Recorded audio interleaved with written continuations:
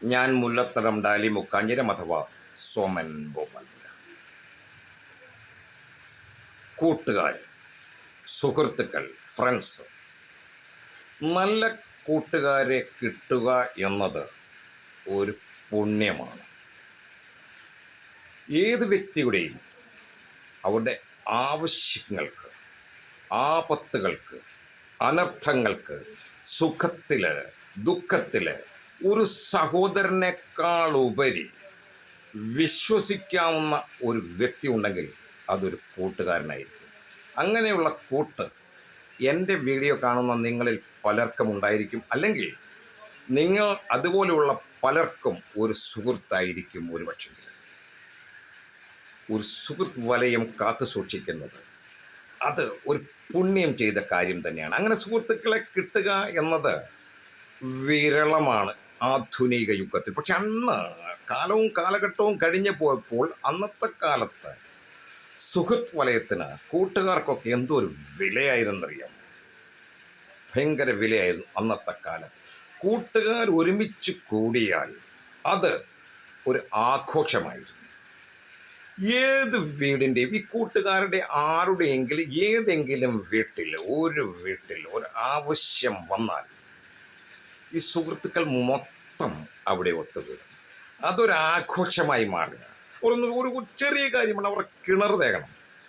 കിണറ്റിലെ വെള്ളം തേകിയെടുത്ത് പുറത്ത് കളയുക, അങ്ങനെ ഒരു ജോലിയുണ്ട്, കിണർ തേകുക എന്ന് പറയും. അരിഞ്ഞാണത്തിലൂടെ ഒരു കയറ് കെട്ടി താഴേക്കിടും, അരിഞ്ഞാണത്തിലൂടെ പിടിച്ച് താഴേക്ക് ഇറങ്ങും. കുറേ പേരെല്ലാം കൂടെ വെള്ളം കോരി അതിനകത്തെ അഴുക്ക് വെള്ളമെല്ലാം കോരി പുറത്ത് കളയുക, അരിഞ്ഞാണമെല്ലാം വൃത്തിയാക്കുക. അരിഞ്ഞാണ കിണറിൻ്റെ അരിഞ്ഞാണം വൃത്തിയാക്കുക. എന്നിട്ട് അവിടെ അതിന് വേണ്ട വൃത്തിയാക്കി ആ കിണർ തേകലിന് ഈ കൂട്ടുകാരാണ് ചെയ്യുന്നത്. അതിന് പ്രത്യേകിച്ച് ആരെയും വിളിക്കുന്നത്, എല്ലാ കൂട്ടുകാരും കൂടിയാണ്. ഈ കൂട്ടുകാർ ആ വീട്ടിൽ നിന്ന് വെള്ളം കോരണമെന്നോ ആ വീട്ടിൽ ചെല്ലണമെന്നോ ഒന്നുമില്ല. പക്ഷേ ഒരു കൂട്ടുകാരൻ്റെ വീട്ടിൽ കിണർ നിന്ന് തേകുന്നു എന്നറിഞ്ഞാൽ എല്ലാവരും അവിടെ ഒത്തുകൂടും.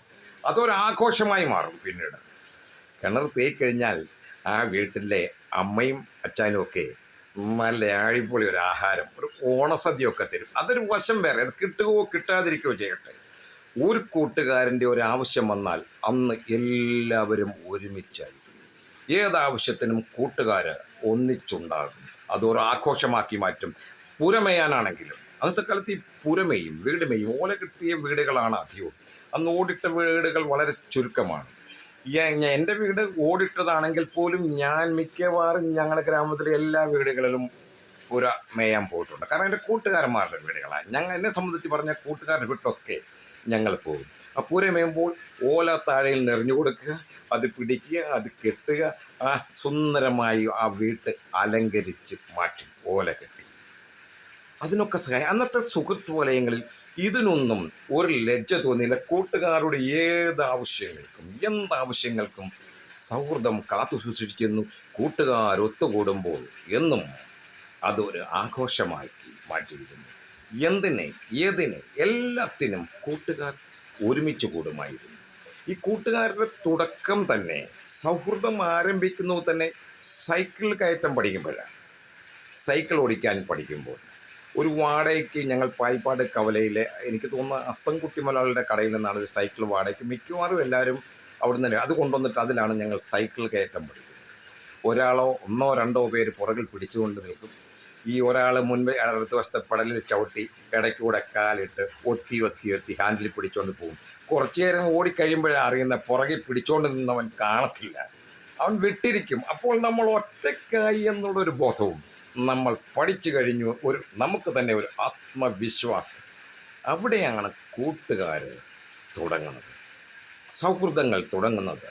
അവിടം തൊട്ടുള്ള തുടക്കം പിന്നീട് നമ്മുടെ സുഖത്തിലും ദുഃഖത്തിലും എല്ലാം ഒരു ആരോഗ്യസ്ഥിതി, നമ്മുടെ കണ്ടീഷൻ സ്ഥിരമല്ലാത്തൊരു സാഹചര്യം വന്നാൽ പോലും ഒറ്റ കൂട്ടുകാരന് ഒരിക്കലും ഇട്ടിട്ട് പോയില്ല.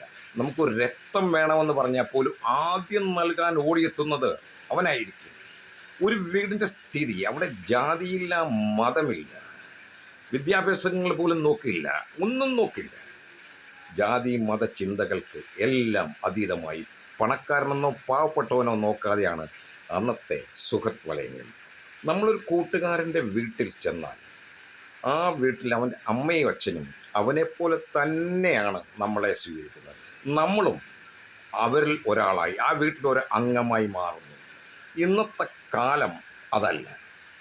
ഇന്ന് പലരും ഞാൻ നാട്ടിൽ സംസാരിച്ചപ്പോൾ കേട്ടുകൊണ്ട് കൂട്ടുകാരെയൊക്കെ വിളിക്കുമ്പോൾ പെൺകുട്ടികളുള്ള വീട്ടിലാണെങ്കിൽ ഒരു ഭയം ആ കൂട്ടുകാരെയൊക്കെ വിളിക്കാൻ പോകത്തുമില്ല, അവിടെ ആരും ചെല്ലത്തുമില്ല. പക്ഷെ അന്നൊന്നും അങ്ങനെയല്ലായിരുന്നു. ഞങ്ങൾ ചെല്ലുന്ന വീട് ഞങ്ങളുടെ വീടായിരുന്നു. ഞങ്ങളുടെ കൂട്ടുകാരുടെ പെങ്ങന്മാരോട് ഞങ്ങളൊരു തമാശ വാക്ക് പോലും പറഞ്ഞിട്ടില്ല. പറഞ്ഞതായി എനിക്കൊട്ട് ഓർമ്മയില്ല, എനിക്കെന്നല്ല ആർക്കും. അന്നത്തെ സൗഹൃദ വലയങ്ങൾ പുണ്യം ചെയ്തതായിരുന്നു. അതൊരു ആഘോഷമായിരുന്നു. ഒരു പാവപ്പെട്ടവൻ ഞങ്ങളുടെ കൂട്ടത്തിലുണ്ടെങ്കിൽ അവൻ്റെ വീട്ടിൽ അവൻ്റെ അമ്മ പാടത്ത് പണിയെടുക്കുന്നതാണെങ്കിൽ ഇതുപോലെ കറ്റ കെട്ടി നെല്ല് കറ്റ കെട്ടി ഇങ്ങനെ ഇട്ടിരിക്കുകയാണെങ്കിൽ ഞങ്ങൾ പോവും. ആരും അറിയാതെ ഞാൻ പോയിട്ടുണ്ട്. രാത്രികൾ ഞങ്ങൾ കൂട്ടുകാർ കൂടി സൈക്കിളിൽ ചെന്നിട്ട് ഇടിഞ്ഞലം എന്ന ഭാഗത്ത് ചെന്നിട്ട് ഒരു കൂട്ടുകാരൻ്റെ, ഞാൻ പേര് പറയുന്നില്ല, അവൻ്റെ അമ്മ അവിടെ മെതിക്കുന്നു നെല്ല്. ഞങ്ങൾ കൂടി കൂട്ടുകാർ ചേർന്നത് ആ നിമിഷം തന്നെ കറ്റ മെതിച്ച് അടിച്ച് പൊളിച്ച് കയ്യിൽ കൊടുത്ത് ആരും അറിയാതെ രാവിലെ തിരിച്ചു പോകുന്നു. അപ്പോൾ കിട്ടിയ ആ സന്തോഷം, ആ ആത്മസംതൃപ്തി അവൻ്റെ അമ്മ ഞങ്ങളെ കണ്ടപ്പോൾ ആ കണ്ണിൽ നിന്നും അടർന്ന് വീണ ആ കണ്ണുനീർത്തുടികൾ, ആ ആശംസകൾ, ആ അനുഗ്രഹങ്ങൾ, ഇന്നൊക്കെ നിങ്ങളുടെ മുമ്പിൽ ഇതൊക്കെ കരുത്ത് പകർന്നതും ഇത്രയൊക്കെ ആയിട്ട് ഇരിക്കുന്നതും അമ്മയുടെ അന്നത്തെ അനുഗ്രഹമായിരിക്കും. എനിക്ക് മാത്രമല്ല, അന്ന് സൗഹൃദ വലയങ്ങൾ എന്ന് പറഞ്ഞാൽ വാക്കുകൾക്കൊക്കെ അതീതമാണ്. വർഷങ്ങൾ കഴിഞ്ഞിട്ടും നാളുകൾ കഴിഞ്ഞിട്ടും ദേശത്ത് നിന്ന് മറ്റൊരു ദേശത്തേക്ക് പോയെങ്കിലും ആ സുഹൃത്ത് ബന്ധങ്ങൾക്ക് ഒരു കോട്ടവും അന്നും തട്ടിയിട്ടില്ല, ഇന്നും തട്ടിയിട്ടില്ല. നല്ലതിനും അഴുക്കിനും ഏറ്റവും കൂടുതൽ കള്ളം പറഞ്ഞിട്ടുള്ളത് കൂട്ടുകാർക്ക് വേണ്ടിയാണ്. ഈ ഒരു കാര്യം കൂടി ഓർക്കുക, ഈ സ്നേഹിക്കുന്നവർ പ്രേമിക്കുന്നവരൊക്കെ ഇടനില നിർത്തുന്നത് ഈ കൂട്ടുകാർ അല്ലേ. എനിക്ക് ഒരു പെണ്ണിനെ XYZ ഇഷ്ടമാണെങ്കിൽ, ആ പേരൊന്നും ഞാൻ പറയുന്നത്, ഇഷ്ടമാണെങ്കിൽ ഞാൻ നേരിട്ടുകൊണ്ട് ഇന്നാടി എന്നും പറഞ്ഞ് എഴുത്തൊന്നും കൊടുക്കാറില്ല. അന്നത്തെ കാലത്ത് ലവ് ലെറ്ററൊക്കെ, ഇന്നല്ലേ മെസ്സേജ് വാട്സപ്പും അതും ഇതുമൊക്കെ, അതൊന്നും ഇല്ലല്ലോ. എഴുത്തല്ലേ എഴുതി കൊടുക്കുന്ന പ്രിയപ്പെട്ട എന്ന് പറഞ്ഞ് കൊടുത്തയക്കുന്നത് ഈ കൂട്ടുകാരൻ്റെ കയ്യില്ല, അവൻ കൊണ്ടാണ് കൊടുക്കുന്നത്. അങ്ങനൊരു കൊടുത്ത് ഒരബദ്ധം പറ്റിയ കഥയും എനിക്കറിയാം, ഒരിടത്ത് സംഭവിച്ചിട്ടുണ്ട്. ഇടനില നിന്നവർ പിന്നെ അവസാനം ആ ഇടനില നിന്നവനും ആ പെണ്ണും തമ്മിൽ സ്നേഹത്തിലായി, അവളെ കിട്ടി. അതൊരു കഥ വേറെ. ഞാൻ പറഞ്ഞു, ഇതൊക്കെ നമ്മുടെ ആവശ്യങ്ങളൊക്കെ നേടിയെടുക്കാൻ അന്നത്തെ കാലത്ത് നമ്മൾ സുഹൃത്തുക്കളെയാണ് അടുത്ത് നമ്മളോടൊപ്പം ചേർത്ത് നിർത്തിയിരുന്നത്.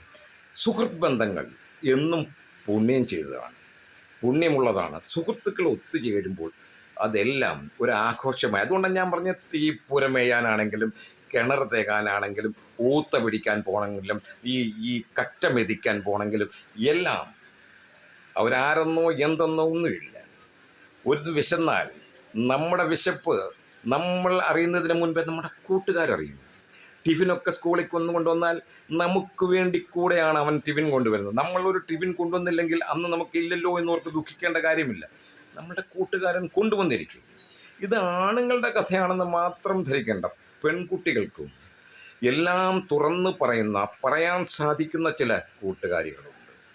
ആവശ്യത്തിനും എല്ലാത്തിനും കൂടെ നിൽക്കുന്ന, പിന്നീടുള്ള പിൽക്കാലത്തും കൂടെ നിൽക്കുന്ന കൂട്ടുകാരികൾ അന്നുമുണ്ട്, ഇന്നുമുണ്ട്.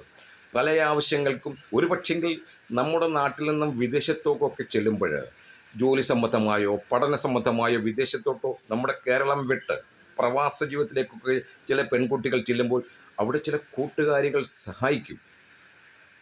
ഇന്നലെ വരെ കണ്ടിട്ടില്ലാത്തവരായിരിക്കും. പിൽക്കാലത്ത് ഇവരുടെ ജീവിതം രണ്ട് കാലിൽ നിവർന്ന് നിൽക്കാൻ സഹായിക്കുന്നത് ഈ കൂട്ടുകാരികളായിരിക്കും.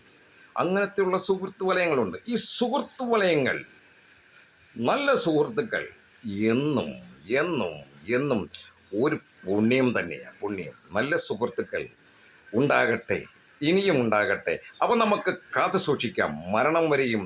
നമ്മുടെ സുഹൃത്തുക്കൾ ഒരു പക്ഷെങ്കിൽ നമ്മുടെ സഹോദര ബന്ധങ്ങളെക്കാൾ, സഹോദരന്മാരെക്കാൾ നമുക്ക് ഉപകരിക്കുന്നത് ഈ സുഹൃത്തുക്കളായിരിക്കും എന്നൊരു ഓർമ്മപ്പെടുത്തലോട് ഞാൻ നടത്തുമ്പോൾ, അങ്ങനെ ഒരു സുഹൃത്തുക്കൾ നിങ്ങൾക്കുണ്ടെങ്കിൽ അവനെ വിളിക്കാനും ഫോണിൽ സ്നേഹിക്കാനും നിങ്ങൾ മറക്കരുത്. അവരുടെ ആ സ്നേഹബന്ധം, ആ സുഹൃത്ത് ബന്ധം അന്ത്യശ്വാസം വരെയും കാത്തു സൂക്ഷിക്കണമേ എന്നൊരു അപേക്ഷയോടെ നിങ്ങളുടെ മുൻപിൽ ഞാൻ വെക്കുന്നു. ഞാൻ മുല്ലത്തറം ഡാലി മുക്കാഞ്ചരം അഥവാ സോമൻ, ഭോപ്പാൽപുര.